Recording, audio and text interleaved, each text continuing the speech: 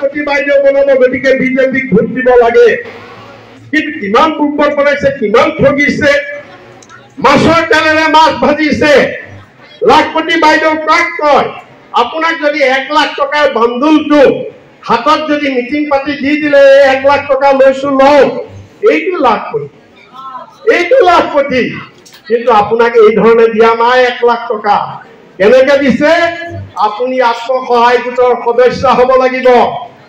10,000 টকা দিব আপোনাৰ বেংক একাউণ্টত। 10,000 টকা যেতিয়া আপোনাৰ বেংক একাউণ্টত দিব, বেংকে তাত 15,000 টকা যোগ দিব। যোগ দিলে কিমান হ'ব? আপোনাৰ 25,000 টকা হ'ব।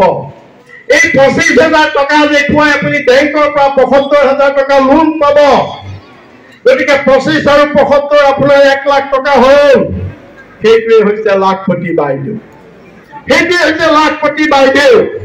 আৰু এই যে 75,000 টকা বেংকে দিব, এইটো লোন মাৰিব লাগিব, লোন মাৰিব লাগিব। আপুনি গৰু পুহি, গাহৰি পুহি, হাঁহ কুকুৰা পুহি, কাপোৰ বৈ তাৰ পইচাৰে আপুনি 75,000 টকা লোন মাৰিব লাগিব। আৰু যদি লোন মাৰিব নোৱাৰে, গহনা বন্ধকত থব লাগিব, গহনা বন্ধকত থব লাগিব। তেতিয়াহ'লে ৰাইজ আপোনালোকে কওক, মাতৃসকল, এইটো লাখপতি বাইদেউ কেনেকুৱা? লাখপতি বাইদেউ এইটো কেনেকুৱা?